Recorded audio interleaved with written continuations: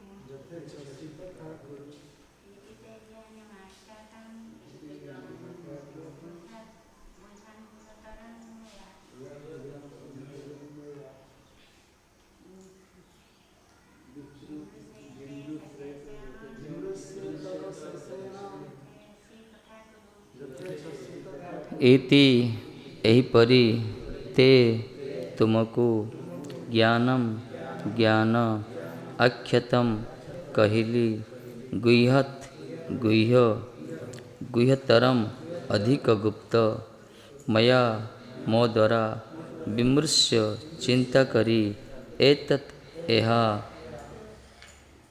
अशेषेण पूर्ण भावे यथा जेपरी तुमे इच्छसी भावुच तथा सेहीपरि कुरु कर। एहीपरि मु अत्यंत गुह्यतम ज्ञान कथा तुमको कहली।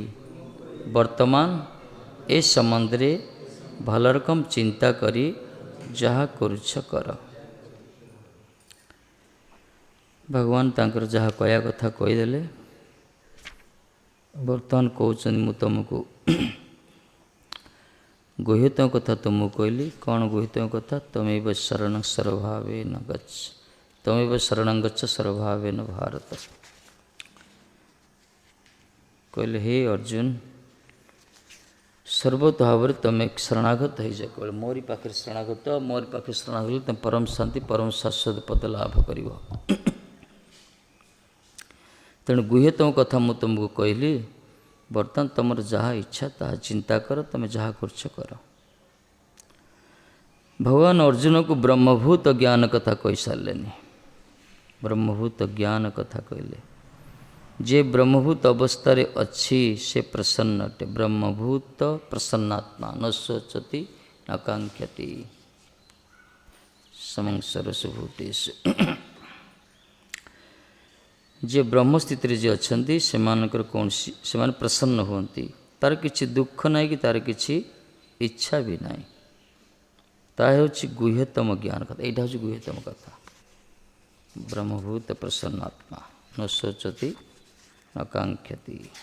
श्लोकटा भागवत कहुला समस्त सर्वेषु भूतेषु मद्भक्ति लभते परा। जे यही प्रकार दिव्य स्तर अवस्थान करे से सांगे सांगे परब्रह्म को जानी पारे। से कौन प्रकार दुख प्रकाश करे ना कि किसी पाइबा भी इच्छा करे ना। से समस्त जीव को समान भाव देखे से अवस्था से मोर शुद्ध भक्ति लाभ करे। भगवान कहे शुद्ध भक्ति केमती लाभ कर जिते से समभावापन्न हो समान भाव समस्त देख सम सम सर्वेषु भूतेषु मद्भक्ति लभते परा। केतले से समस्त समान भाव दर्शन कर जो जार किसी दुख नथिबो जार कौन इच्छा नथिबो ये दुख इच्छा केतले दूरीभूत हो जिते भगव निज स्वरूप स्थित हो ब्रह्मभूत प्रसन्नात्मा न शोचति न कांक्षति समं सर्वेषु भूतेषु लभते मद्भक्ति परम मद्भक्ति लभते परम। यही हूँ गुह्यतम ज्ञान कथा। जो माने ब्रह्मभूत स्थित अच्छा स्वरूप अच्छा जो माने स्वयं प्रसन्न होती कहीं दुख न थाए कि चिंता न थाए आकांक्षा न थाए स्वयं सर्वत्र तांकर इष्ट भी दर्शन करती समान भाव दर्शन तांकर शत्रु मित्र कहीं न था। तेणु ये जो कहगला वासुदेव सर्वमिति स महात्मा सुदुर्लभा अनेक जन्म पर प्रकार ज्ञान प्राप्त होता है सर्वत्र भगवत दर्शन होता है आ से स्थिति जड़े भगवत साक्षात्कार पाई थाए। कृष्ण मध्य परमात्मा का ज्ञान कथा जानी यह मध्य ब्रह्म ज्ञान किंतु यह उन्नततर अटे। कृष्ण भी परमात्मा का ज्ञान कथा जानी कहीं परमात्मा तांकर ही अंश।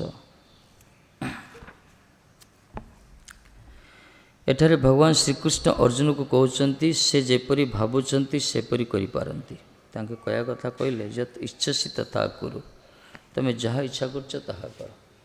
जमी गुरुदेव कही दिखती शिष्य उपर निर्भर से करे कि न करे ताको बाध्य फोर्स करा जाए से विश्वास कला से ग्रहण कर विश्वास न कले से करें से तार उपर निर्भर। सेमती भगवान भी बर्तमान जगतगुरु अर्जुन तांकर शिष्य साधिभांग प्रपन्नम पूर्व कही मु तुम शिष्य रूप हेली मत शोधन करतु बर्तमान गुह्यतम कथा कहले तापर कहते हे अर्जुन तमें जहाँ चिंता कर भावुच से कर। जीवर क्षुद्र स्वाधीनता उपरे भगवान हस्तक्षेप करते ना जदिव शिव जीव पराधीन स्वतंत्र ना कि तार सूक्ष्म स्वाधीनता अच्छी से सूक्ष्म स्वाधीनता पर भगवान हस्तक्षेप करते ये किए चोरी करे किए अपराध करे किए भूल करे किए गुरुवर्गर कथा मानेनि वैष्णव कथा मानेनि साधु मान कथा मानेनि शास्त्र कथा माने निजर अहंकार अवस्था निजर इच्छा मुताबिक करती ये भगवान हस्तक्षेप करते कहीं तार से स्वल्प स्वाधीनता ताकू से अपव्यवहार करें सद्व्यवहार करें निर्भर सब कर्म फल भोगमान कहगला निज निजर कर्म फल भोग कहुई अवश्य कृतकर्म अकृतकर्म शुभ कर्म अशुभ कर्म फल से ही भोग भगवान हस्तक्षेप करते एथमें अर्जुन जदिव तांकर शरणागत किंतु शरणागत हेले मध्य अर्जुन सूक्ष्म क्षुद्र स्वाधीनता उपर से हस्तक्षेप करना कहते हे अर्जुन तमें जहाँ इच्छा कर जत इच्छसी तथा करो। विचार कर कथाटा ठीक कि नुहे। भगवद गीतार भगवान सबु दिगरु बुझाई कहते किपरि व्यक्ति तार जीवन यात्रा को उन्नत करिपारे। भगवद गीता आत्म उपलब्धिर जीवन शैली की प्रकार केमती जड़े जीव जड़े मनीष ता जीवन को जीवन यात्रा को उन्नत करिपार जीवन रे सर्वोच्च स्थिति लाभ करिपार जीवन चरम परम स्वार्थ लाभ हो पार। भगवद गीतार एक कथा ठाकुर जी पुंखानुपुंख भाव वर्णना करिसेंती। बहुत कथा कही भगवद गीतार आत्म उपलब्धि कथा। अर्जुन को प्रसन्न प्रदत्त सर्वोत्तम उपदेश देले उपदेश भी सर्वोत्तम उपदेश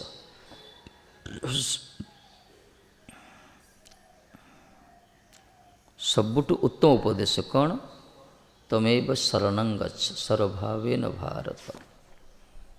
ये श्लोक बा कौन कहले हृदय थे परमात्मा शरण आसब तमें से परमात्मा शरण आस यही सर्वोत्तम उद्देश्य भगवान का शरण आसवा ही हूँ सब श्रेष्ठ उपदेश सर्व उत्तम उपदेश। आठु अधिक उपदेश जगत किसी ना उत्तम उपदेश तो अनेक अच्छी कि सब उत्तम उपदेश है भगवान के शरण आसिया परमात्मा के शरण ଉନ୍ନତ ବିଚାର ବୁଦ୍ଧି ଅନୁସରଣ କରି ବ୍ୟକ୍ତି ପରମାତ୍ମାଙ୍କର ଆଦେଶ ଅନୁଯାୟୀ କାର୍ଯ୍ୟ କରିବାକୁ ପ୍ରସ୍ତୁତ ହେବା ଉଚିତ। ଆଉ କ'ଣ କହିଲେ? ବ୍ୟକ୍ତି ଯେଉଁ କର୍ମଭୂମି ତ କର୍ମ କରେ, କିନ୍ତୁ ସେ କାର୍ଯ୍ୟ ଯେଉଁ କରିବ ପରମାତ୍ମାଙ୍କର ଆଦେଶ ଅନୁଯାୟୀ କାର୍ଯ୍ୟ କରିବ। ପରମାତ୍ମା ଆଦେଶ ମାନେ ଶାସ୍ତ୍ର ଅନୁମୋଦିତ ହେବେ। ଶାସ୍ତ୍ରରେ ଠାକୁରଜୀ ଯେଉଁ କହିଛନ୍ତି ସେହି ଅନୁସାରେ କାର୍ଯ୍ୟ କରିବା ଦରକାର। କେତେବେଳେ ଉତ୍ତମ ବିଚାର ବୁଦ୍ଧି ଅନୁସରଣ କରି, ଯେଉଁମାନଙ୍କର ବିଚାର ବୁଦ୍ଧି ଉତ୍ତମ କୁହାଗଲା, ସାଂସାରିକ ବୁଦ୍ଧିକୁ ଆଶ୍ରୟ କୁହାଯାଏନି ଏଠି। ଉତ୍ତମ ବିଚାର ବୁଦ୍ଧି, ପୂର୍ବଶ୍ରୀମାନଙ୍କର ମହାଜନମାନଙ୍କର ମତ, ଶାସ୍ତ୍ର ମତ, ଏଇସବୁ ହେଉଛି ଭଗବାନଙ୍କର ଆଦେଶ। କାହିଁକିନା ପୂର୍ବରୁ ଭାଗବତ ଧର୍ମ ବିଷୟରେ ଆମେ ବର୍ଣ୍ଣନା କରିଛେ। ଭାଗବତ ଧର୍ମ ତାକୁ କୁହାଗଲା ଅବିଦ୍ୱାନ ପୁରୁଷମାନଙ୍କର ମଙ୍ଗଳ ପାଇଁ ଭଗବାନ ଯେଉଁ ସରଳ ଉପାୟ ସବୁ କହିଛନ୍ତି, ଉପଦେଶ ବାଣୀ ଗୁଡ଼ିକ, ତାକୁ କଲା ଭାଗବତ ଧର୍ମ। ତେଣୁ ଭଗବାନ ତାଙ୍କର ବାଣୀ ଗୁଡ଼ିକୁ ଶାସ୍ତ୍ର ମାଧ୍ୟମରେ କହିଛନ୍ତି। ଏ ଶାସ୍ତ୍ର ବାଣୀକୁ ଗ୍ରହଣ କରିବା ଦରକାର। ବିଶେଷ କରି ଭଗବତ ଗୀତା ଆତ୍ମ ଉପଲବ୍ଧିର ପତୟେ, ପଞ୍ଚମ ଉପନିଷେଦ କୁହାଯାଇଛି, ପଞ୍ଚମ ବେଦ କୁହାଯାଇଛି। ଆରି କଥା ମାନି କର୍ମକ୍ଷମ ହେବା ଦରକାର। ନିଜକୁ ପ୍ରସ୍ତୁତ ହେବା ଉଚିତ ଭଗବାନଙ୍କର ଆଦେଶ ଅନୁଯାୟୀ କାର୍ଯ୍ୟ କରିବା ପାଇଁ। ପୂର୍ବରୁ କହିଛନ୍ତି, ହେ ଅର୍ଜୁନ, ଯେଉଁମାନେ ମୋରି ଶରଣାଗତ ହୁଅନ୍ତି, ମୋରି ଉପରେ ନିର୍ଭର କରି ମୋରି ଆଦେଶମୂଳକ କାର୍ଯ୍ୟ କରନ୍ତି, ସେମାନେ ଶେଷରେ ମୋତେ ହିଁ ପ୍ରାପ୍ତ ହୁଅନ୍ତି। କିନ୍ତୁ ଯେଉଁମାନେ ମୋରି ଆଦେଶକୁ ଉପେକ୍ଷା କରି, ଲଙ୍ଘନ କରି ନିଜର ଇଚ୍ଛା ମୁତାବକ କାର୍ଯ୍ୟ କରନ୍ତି, ସେମାନେ ତା'ର ପରିଣାମ ଭୋଗ କରନ୍ତି। ସେମାନେ ତା'ର ସଂସାରରେ ହିଁ ବନ୍ଧନରେ ଶୟନ ପଡ଼ନ୍ତି। ଏଥିପାଇଁ ଯଦିଓ ଆମର ସୂକ୍ଷ୍ମ ସ୍ୱାଧୀନତା ରହିଛି, କିନ୍ତୁ ସୂକ୍ଷ୍ମ ସ୍ୱାଧୀନତା ମଧ୍ୟ ଭଗବାନଙ୍କର ଆଦେଶରେ ପରିଚାଳିତ ହେବା ଦରକାର। ତାହେଲେ ସେ ସୂକ୍ଷ୍ମ ସ୍ୱାଧୀନତାର ପ୍ରକୃତ ବିନିଯୋଗ ହେଲା। ଯଦି ଏ କ୍ଷୁଦ୍ର ସ୍ୱାଧୀନତାକୁ ଆମେ ଅପବ୍ୟବହାର, ଭଗବାନଙ୍କ କଥା ମାନିବାନି, ଶାସ୍ତ୍ର କଥା ମାନିବାନି, ତାହେଲେ ତା'ର ଅପବ୍ୟବହାର ହିଁ ହେବ। ତା'ର ପରିଣାମ ବଡ଼ ଭୟାବହ।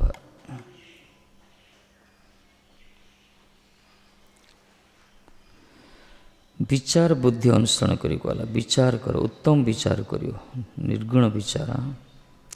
ତଦ୍ୱାରା ସେ ଦୃଢ଼ ଭାବେ କୃଷ୍ଣ ଚେତନରେ ସ୍ଥିର ହୋଇପାରିବ। ଯେଉଁମାନେ ଉତ୍ତମ ବିଚାର କରିବେ, ଭଗବାନଙ୍କର ଆଦେଶ ଅନୁଯାୟୀ କାର୍ଯ୍ୟ କରିବାକୁ ପ୍ରସ୍ତୁତ ହେବେ, ତାହେଲେ ସିଏ ଦୃଢ଼ ଭାବରେ କୃଷ୍ଣ ଚେତନରେ ସ୍ଥିର ହୋଇପାରିବ। ମାନେ ଭକ୍ତି ମାର୍ଗରେ ସ୍ଥିର ହୋଇଯିବ ସିଏ। ତାପରେ ସେ ଭଗବାନଙ୍କ ଚରଣ କମଳରୁ ଗୋଟେ ମୁହୂର୍ତ୍ତ ମଧ୍ୟ ଯିବା ପାଇଁ ଇଚ୍ଛା କରିବନି। ପାଦମୂଳଂ ନ ମୁଞ୍ଚନ୍ତି କୁହାଗଲା। ଭଗବାନଙ୍କ ଚରଣରେ ସବୁବେଳେ ଆଶ୍ରିତ ହେବା ପାଇଁ ସେ ପ୍ରସ୍ତୁତ ହେବ। ଯେଉଁମାନଙ୍କର ବିଚାର ଶୁଦ୍ଧ ଅଛି, ଯେଉଁମାନଙ୍କର ବିଚାର ନିର୍ମଳ ଅଛି, ଯେଉଁମାନଙ୍କ ବିଚାରରେ କୌଣସି ମିଶ୍ର ଭାବ ନାହିଁ, ଭକ୍ତିପରକ ବିଚାର, ସେମାନେ ଭଗବାନଙ୍କ ଆଦେଶକୁ ଗ୍ରହଣ କରି କାର୍ଯ୍ୟ କରିବେ।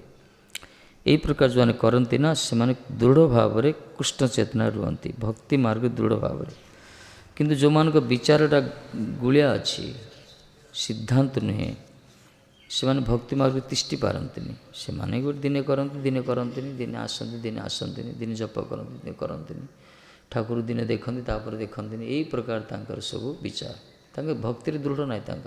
ତାଙ୍କ ଭକ୍ତି ତରଳ ଭକ୍ତି, ଝଡ଼ ଭଳିଆ ଭକ୍ତି, ଆସିବେ ଯିବେ, ଏ ପ୍ରକାର ଭକ୍ତିରେ ସେମାନେ ସ୍ଥିର ହୁଅନ୍ତି, କୃଷ୍ଣ ଚେତନ ଦୃଢ଼ ହୁଅନ୍ତି, ଯେଉଁମାନେ ଭଗବାନଙ୍କ ଆଦେଶ ଅନୁଯାୟୀ କାର୍ଯ୍ୟ କରନ୍ତି, ତାଙ୍କର ଆଦେଶକୁ କଡ଼ାକଡ଼ି ପାଳନ କରନ୍ତି।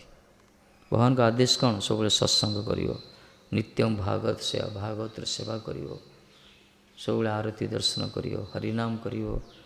ଏସବୁ ଭଗବାନଙ୍କର ଆଦେଶ ଅଛି। ଶୟନେ ସ୍ୱପନେ କିବା ଜାଗରଣେ ଅହନିଶି ଚିନ୍ତ କୃଷ୍ଣ ବଲ୍ଲଭ ବଦନେ। ଏସବୁ ଯେଉଁମାନେ କରୁଛନ୍ତି ନା, ସେମାନେ ଭକ୍ତିରେ ସ୍ଥିର ଅଛନ୍ତି। ତାହା ହେଉଛି ମାନବ ଜୀବନର ଅନ୍ତିମ ସିଦ୍ଧ ଅବସ୍ଥା, ମଣିଷ ଜୀବନର ଅନ୍ତିମ ଅବସ୍ଥା, ଏଟା ସିଦ୍ଧ ଅବସ୍ଥା। ଯେଉଁମାନେ ଭଗବାନଙ୍କ ଆଦେଶକୁ ପାଳନ କରନ୍ତିନି, ଯେଉଁମାନେ କୃଷ୍ଣ ଚେତନରେ ଦୃଢ଼ ହେଉନାହାନ୍ତି, ଭକ୍ତି ମାର୍ଗରେ ସ୍ଥିର ଦୃଢ଼ତା ଯେଉଁମାନଙ୍କର ନାହିଁ, ସେମାନେ ଜୀବନରେ ଉତ୍ଥାନ ପତନ ତାଙ୍କର ହେବ, 84 ଲକ୍ଷ ଜନ ଭିତରେ ଘୁରି ବୁଲିବେ। କିନ୍ତୁ ସେଇ ଜୀବନ, ଶେଷ ଜୀବନ, ଅନ୍ତିମ ସିଦ୍ଧି ଅବସ୍ଥା, ଯେଉଁ ଜୀବନରେ ଦୃଢ଼ ଭାବରେ ଭଗବାନଙ୍କୁ ଜାବୁଡ଼ି ଧରିବ, ଯେଉଁମାନେ ସ୍ଥିର ଭାବେ କୃଷ୍ଣ ଚେତନରେ ଦୃଢ଼ ହେଇକି ଯିବ, ଭକ୍ତି ମାର୍ଗରେ ଦୃଢ଼ତା ଯେଉଁମାନଙ୍କୁ ରହିବ, ଦୃଢ଼େ ତରନ୍ତି ପରା, ଦୃଢ଼ ଭାବରେ ତରିଯିବ ପରା, ବିଚାର ନ କରି ପରା। ଯେଉଁମାନେ ପୂର୍ଣ୍ଣ ବିଶ୍ୱାସ ସହିତ ଭଗବାନ ପାଖରେ ଶରଣାଗତ ହୁଅନ୍ତି, ଭଗବାନ ଉପରେ ନିର୍ଭର କରନ୍ତି, ଭଗବାନଙ୍କର ଭଜନ କରନ୍ତି, ଠାକୁରଜୀଙ୍କ ପ୍ରସନ୍ନତା ପାଇଁ ଆତ୍ମ ଉତ୍ସର୍ଗ କରନ୍ତି, ସେମାନେ ତାଙ୍କ ଜୀବନକୁ ସରସ ସୁନ୍ଦର କରିଦିଅନ୍ତି, ତାଙ୍କ ଜୀବନର ସର୍ବୋତ୍କର୍ଷ ଲାଭ ସେମାନେ ପ୍ରାପ୍ତ ହୁଅନ୍ତି। କିନ୍ତୁ ଯେଉଁମାନେ ଏହି ସ୍ଥିତିରେ ନାହାନ୍ତି, ସେମାନେ ମଣିଷ ଜନ୍ମ ପ୍ରାପ୍ତ ହୁଅନ୍ତି, ମଣିଷ ଜୀବନ ଖାଲି ତୁଚ୍ଛ ହେୟ ପୂର୍ବରୁ କୁହାଗଲା। ଯେଉଁମାନେ କୃଷ୍ଣ ଚେତନା ନାହାନ୍ତି, ଭକ୍ତି ମାର୍ଗରେ ନାହାନ୍ତି, ଯେଉଁମାନେ ଗୁରୁ ବୈଷ୍ଣବ ସାଧୁ ଶାସ୍ତ୍ର ଆଦେଶ ପାଳନ କରି କର୍ମ କରୁନାହାନ୍ତି, ସେମାନେ କ'ଣ କରନ୍ତି? ଖଣ୍ଡ ହେୟ ଆଉ ଯେତେ ସବୁ ବସ୍ତୁ ପ୍ରତି ସେମାନେ ଆସକ୍ତି ହୁଅନ୍ତି। ଜଗତର ଅନିତ୍ୟ ବସ୍ତୁ ପ୍ରତି, ଖଣ୍ଡ ବସ୍ତୁ ପ୍ରତି, ତୁଚ୍ଛ ବସ୍ତୁ ପ୍ରତି ଆସକ୍ତି ହୁଅନ୍ତି। ସେହି ସୁଖକୁ ଆସ୍ୱାଦନ କରିବା ପାଇଁ ସେମାନେ ବାରମ୍ବାର ଜଗତକୁ ଆସନ୍ତି, ବିହାର କରନ୍ତି, ରମଣ କରନ୍ତି, ପଶୁପକ୍ଷୀ କୀଟପତଙ୍ଗ ହୁଅନ୍ତି, ଉଚ୍ଛିଷ୍ଟ ଖାଆନ୍ତି, ନିଦ୍ରାହାର ଭୟ ମଧ୍ୟ ଭିତରେ କାଳତ୍ପାତ କରନ୍ତି। ଏହି ହେଉଛି ଜୀବର ଗତି। କିନ୍ତୁ 84 ଲୋକ ଜନ୍ମିତ ଘୁରୁଥିବା ଜୀବ ଯଦି ସୌଭାଗ୍ୟବସ୍ଥା ଯଦି ସଦ୍ଗୁରୁ ଆଶ୍ରିତ ହୋଇ ସତ୍ସଙ୍ଗ ମାଧ୍ୟମରେ ଭଗବାନଙ୍କର ଭଜନ ଯୌନ କରନ୍ତି, ସେମାନେ ତାଙ୍କ ଜୀବନର ଚରମ ପରମ ସ୍ୱାର୍ଥ କୃଷ୍ଣ ପ୍ରେମକୁ ଲାଭ କରନ୍ତି, ମଣିଷ ଜୀବନ ଉଦ୍ଧାର ହୋଇଯାଆନ୍ତି, ସେମାନେ ଭକ୍ତି ମାର୍ଗରେ ଦୃଢ଼ ହୋଇଯାଆନ୍ତି। ଏ ହେଉଛି ଜୀବନର ଅନ୍ତିମ ସିଦ୍ଧ ଅବସ୍ଥା। ଏଇଟା ହେଲା ଜୀବନର ଅନ୍ତିମ ଅବସ୍ଥା। ଇଏ ପରମ ପୁରୁଷ ଭଗବାନ ଅର୍ଜୁନକୁ ପ୍ରତ୍ୟକ୍ଷ ଭାବେ ଯୁଦ୍ଧ କରିବାକୁ ଆଦେଶ ଦେଉଛନ୍ତି। ଭଗବାନ ଏଠି ଆଦେଶ କରୁଛନ୍ତି, ତୁମେ ଯୁଦ୍ଧ କର, ହେ ଅର୍ଜୁନ ତୁମେ ଯୁଦ୍ଧ କର, ତୁମର କର୍ତ୍ତବ୍ୟ କର୍ମ ତୁମେ କର। ଯଦି ମୋର ଆଦେଶକୁ ପାଳନ ନ କରି ତୁମେ ତୁମର କର୍ତ୍ତବ୍ୟ କର୍ମରୁ ବିଚ୍ୟୁତ ହେଉଛ, ତାହେଲେ ତୁମର ପରିଣାମ ପ୍ରତି ତୁମେ ହିଁ ଦାୟୀ ହେବ। କିନ୍ତୁ ଭଗବାନଙ୍କ ଆଦେଶ ମୁତାବକ ଯଦି କିଏ କର୍ମରେ ନିଯୁକ୍ତ ହୋଇଥାଏ, ତାହେଲେ ସେ କର୍ମର ବନ୍ଧନରୁ ସେ ମୁକ୍ତ ହୋଇଯାଏ, କାହିଁକିନା ଠାକୁରଜୀ ଆଦେଶ କରିଛନ୍ତି। କ୍ଷତ୍ରିୟୋଚିତ କର୍ମ କରିବା ଦରକାର। ତୁମେ ଯେଉଁ ଶାନ୍ତ ହେଉଛ, ଇଏ କ୍ଷତ୍ରିୟ ଧର୍ମ ନୁହେଁ, କ୍ଷାନ୍ତ କ୍ଷମା ଗୁଣ। ପରମ ପୁରୁଷ ଭଗବାନ ଅର୍ଜୁନକୁ ପ୍ରତ୍ୟେକ ଭାବରେ ଯୁଦ୍ଧ କରିବା ପାଇଁ କହୁଛନ୍ତି। ପରମେଶ୍ୱରଙ୍କର ଉଦ୍ଦେଶ୍ୟରେ ଶରଣରେ ଆସିବା ଦ୍ୱାରା ପରମେଶ୍ୱରଙ୍କ ଶରଣରେ ଆସିବା ଜୀବ ପକ୍ଷରେ ପରମ କଲ୍ୟାଣକର ଅଟେ। ପରମେଶ୍ୱରଙ୍କ ଶରଣରେ ଆସିବା ହେଉଛି ଜୀବ ପକ୍ଷରେ ପରମ କଲ୍ୟାଣକର ଅଟେ। ଭଗବାନଙ୍କ ଶରଣରେ ଆସିବା ହେଉଛି ସବୁଠୁ କଲ୍ୟାଣକର ଅଟେ। ଏଇଟା ପରମ କଲ୍ୟାଣ। ଜଗତରେ ଯେତେ କଲ୍ୟାଣ ମାର୍ଗ ଅଛି, ଯେତେ ଶ୍ରେଷ୍ଠ ମାର୍ଗ ଅଛି, ସବୁଠୁ ଶ୍ରେଷ୍ଠ କଲ୍ୟାଣ ମାର୍ଗ ଅଛି ଭଗବାନଙ୍କ ଶରଣରେ ଆସିବା। ତମେବ ଶରଣଂ ଗଚ୍ଛ ସର୍ବଭାବେନ ଭାରତ। ଭଗବାନଙ୍କ ଶରଣରେ ଆସିବା ହେଉଛି ସବୁଠୁ ଶ୍ରେଷ୍ଠ ମାର୍ଗ, କଲ୍ୟାଣ ମାର୍ଗ ସିଏ। ଆସ ଅପେକ୍ଷା କର ବୋଲ, ୱେଟ୍ କର ବୋଲ, ଅପେକ୍ଷା କର ବୋଲ 5-10 ମିନିଟ୍। ପରମେଶ୍ୱରଙ୍କ ଶରଣରେ ଆସିବା ଜୀବ ପକ୍ଷରେ ପରମ କଲ୍ୟାଣକର ଅଟେ। ସବୁଠୁ ଶ୍ରେଷ୍ଠ ମାର୍ଗ ଅଛି ଠାକୁରଜୀଙ୍କ ଶରଣରେ ଆସିବା। ଯେଉଁମାନେ ଭଗବାନଙ୍କ ଶରଣରେ ଆସୁନାହାନ୍ତି, ସେମାନେ ନିଶ୍ଚିତ ରୂପେ ସଂସାର କାରି ପାଖେ ଶରଣାଗତ ହେବେ, ସଂସାର ସେବା କରି ମାୟାର ସେବା କରିବେ ଯେଉଁମାନେ। ତେଣୁ ଭଗବାନଙ୍କ ଶରଣରେ ହିଁ ଆସିବା ଦରକାର।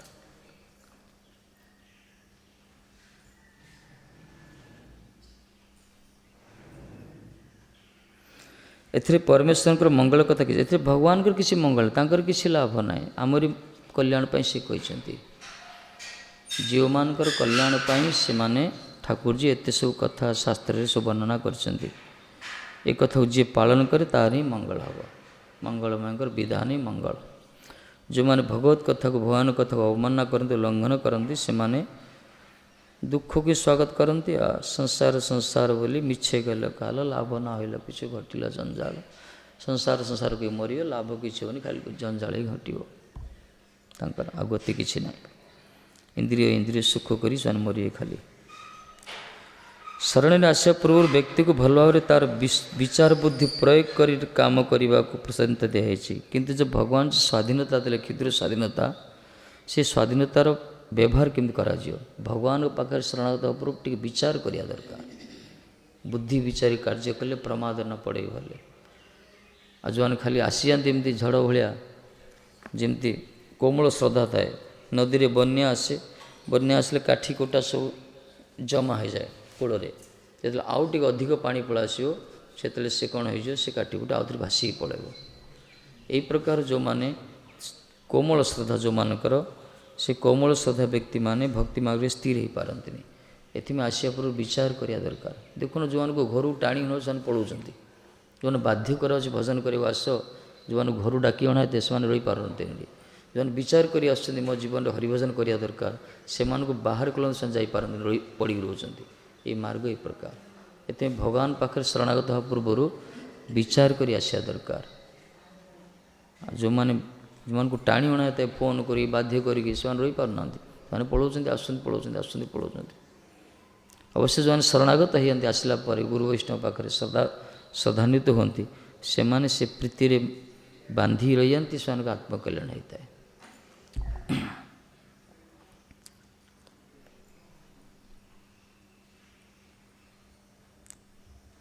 जो मान को बाध्य कराते हरिनाम ने हरिभजन करे एकादशी करे तिष्टि पारती से जो मैंने आसे सत्संग बसी आस्वादन करेंगे देखिए सब तापर विचार करेंगे मार्गटा ठीक करिया दरकार तापर जो मैंने हरिनाम नियंती से हरिनाम महत्व से बुझाती जबरदस्त जो मैंने माला दि जाए से तार मूल्य बुझाती फोपाड़ी दिखती कुआड़े एपाई भगवान को शरणागत पर विचार कर आसवा दरकार बुद्धिटा को प्रयोग करिया दरकार निजर क्षुद्र स्वाधीनता को दि जाए से अनुसार से विचार बुद्धि प्रयोग कर यह हूँ परम पुरुष भगवान उपदेश को ग्रहण कर सर्वोत्तम पंथा यही भाव में ठाकुर जी उपदेश को ग्रहण कर सब श्रेष्ठ पंथा भगवान शरणागत हवा सब शेष मार्ग ए प्रकार उपदेश मध्य कृष्णकर प्रकृत प्रतिनिधि गुरु मध्यम आसे यही जो कृष्ण जो अर्जुन को उपदेश देले यही सेम एज इट इज यही प्रकार उपदेश गुरु मध्यम से प्रामाणिक गुरु जो माने सांप्रदायिक गुरु जो माने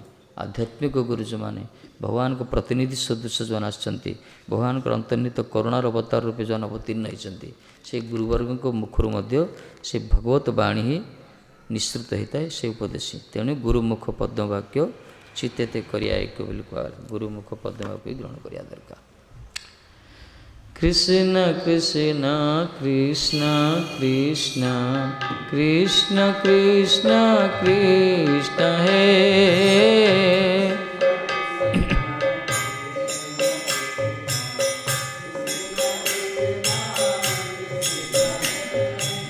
कृष्ण कृष्ण कृष्ण कृष्ण कृष्ण कृष्ण कृष्ण हे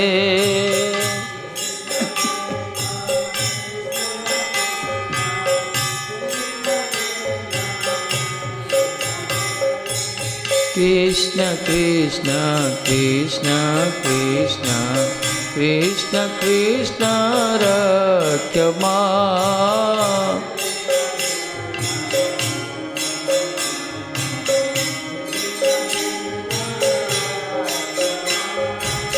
कृष्ण कृष्ण कृष्ण कृष्ण कृष्ण कृष्ण पाहि मां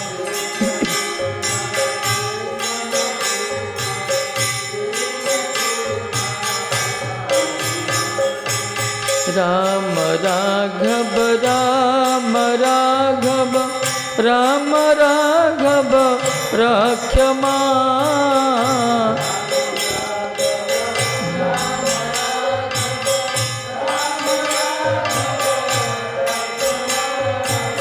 कृष्ण केशव कृष्ण केशव कृष्ण केशव पाहि मां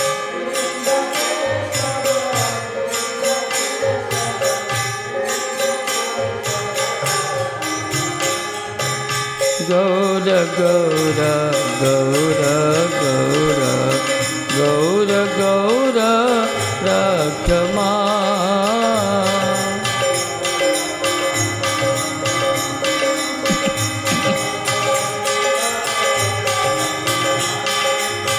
गौर गौर गौर गौर गौर गौर पाहि मां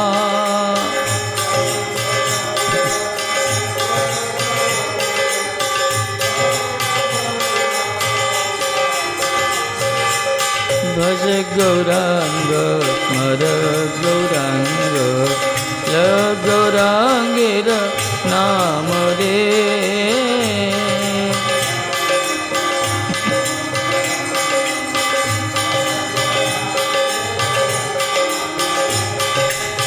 जे जन गौरांग भजे से है अमर प्राण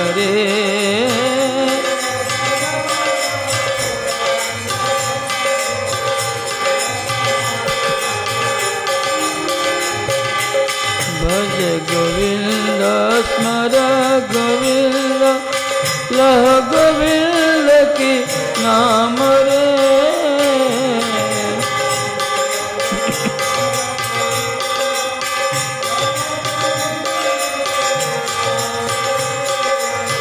जे जन गोविंद भजे से जय गोलक धाम रे।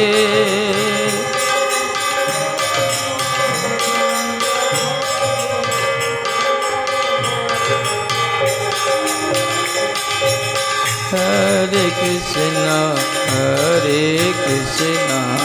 कृष्णा कृष्णा हरे हरे, हरे Ram Ram Ram Hare Hare.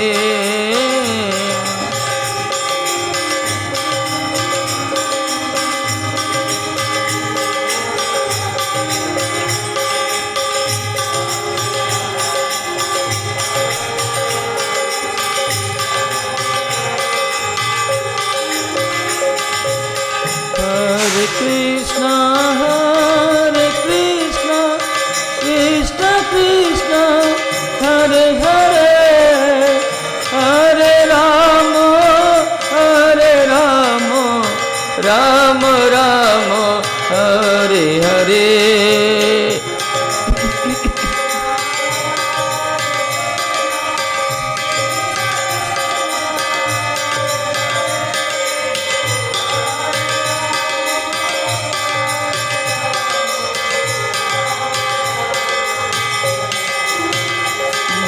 Hare Krishna, Krishna Krishna, Hare Hare, Hare Ram, Ram Ram, Hare Hare।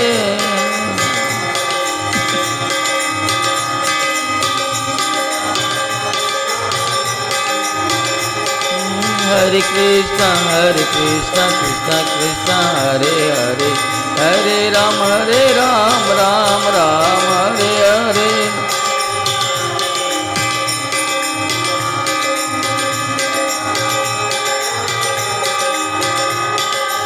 Nitai Gauranga, Nitai Gauranga, Nitai Gauranga, Nitai Gauranga.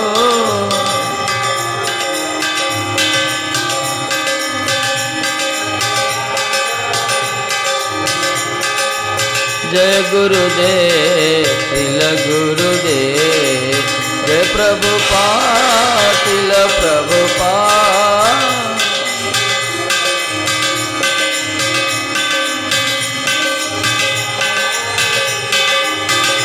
Nitai गौर हरि बोल, हरि बोल, हरि बोल, हरि बोल।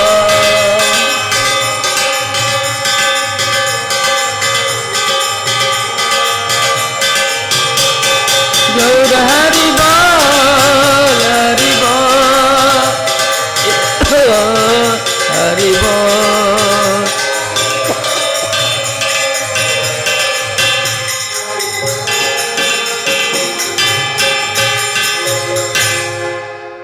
जैसे श्री गुरु गौरांगांधरिका गिरिधरी राधा माधव राधा कुंज बिरिसर गर्जित दिप्रित प्रातः पाठ श्रीमद् भागवत महापुराण जी भगवद गीता तदेव चैतन्य तदेव विष्णुमद भक्ति पुरी श्रीमद् भक्ति सिद्धांत श्री श्री प्रभु जय रूप सनातन भट्ट रघुनाथ श्री जो गोपाल हरदास से बंदी जी सभानंद सपरिक सपास्त प्रपात कृष्णाचार्य भजी गुरु परम्परा सत्य तो स्वामी